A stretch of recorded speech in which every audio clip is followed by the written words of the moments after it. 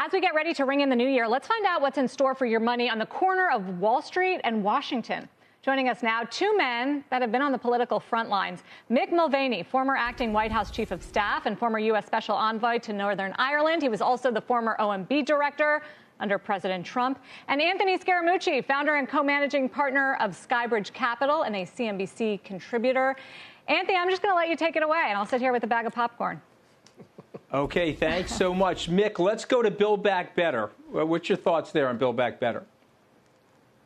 It's terrible. I know you guys on Wall Street absolutely love it because inflation, listen, if you already own assets, inflation is great. But if we continue to throw more money into this economy without loosening up the way to get goods and services into the market, you're going to see nothing but a straight impact on inflation. I also know folks in Wall Street love this change in the SALT deduction that's part of Build Back Better.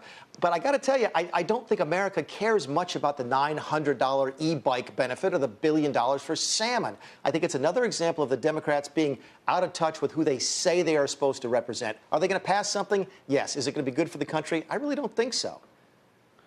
Okay, so I caught a little bit of ad hominem there when you were attacking Wall Street, but I won't take that personally. I'm a big fan of Build Back Better. I didn't mention the fact that you were only there for 11 days, so... Yeah. Well, at least you said 11 days, Mick. Some people say 10, and it hurts my feelings. But let's go to the Build Back Better for a second. We both see the problem, the socioeconomic problem in the country between middle and lower income people and the struggle going on. I grew up in a blue-collar, aspirational working-class family. So many of these people are now desperational. Build Back Better is creating a platform of equal opportunity. It's not about socialism. It's not about equal outcomes. But it's about improving the economic situation for the lower half of the country. And for me, the government has blunt instruments. We've got to do something. I think this is a good program. Yeah. Anthony, I hear you, but look, if you really wanted to help the lower middle class, why wouldn't you go back to doing what Trump was doing? I think you and I both agree that the tax policy changes, the economic growth that came from that, encouraging more people to come back into the workforce, that was the way to help the middle class. A predominant part of the benefits from the Trump policies actually went to the bottom two-fifths, bottom two quintiles in the economy. Those are the policies that actually work. Whenever the Democrats get in and try and spend a lot of money, guys like you and me benefit, and I just don't think that's fair. All right. Well, we don't have enough time to argue over where the tax filtrated, but the bottom line is I think we're both going to agree that the educational system, the K through 12 educational system in the country, is uneven. It needs to be fixed. There's a whole host of issues for young children that are growing up in poverty. Needs to be fixed, Mick. We've got to do something. So I predict something will happen. Something is better than nothing. And yes, Wall Street does like it because Wall Street sees GDP growth. Remember, Goldman Sachs said minus 1% on GDP, from 3 to 2 if Build Back Better doesn't happen. Anthony, I think we can agree on this, which is Biden has been hurt by the fact he hasn't passed this, and it might impact whether or not he chooses to run again. Of course, there's a lot of things that go into that, not just one particular piece of legislation. You and I have talked a good bit. I think we disagree on whether or not we think Trump is going to run again in 2024. Why don't you tell us what you think about that first?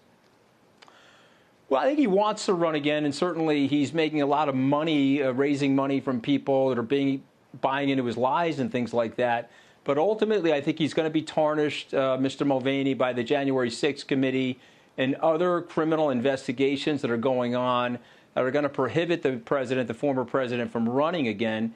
That's not to say he's going to go to jail. I don't think we're in a society where we're going to jail our former political leaders. But I do think that these speed bumps will be such where he won't run again. What do you think, Mick?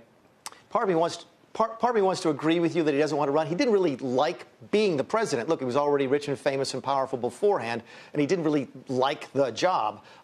But I got to tell you, I think he's going to run for a couple of different reasons. Number one, most of the people around him stand to benefit. When you're the president, even an ex-president, you rely heavily on those people who are sort of your inner circle of advisors.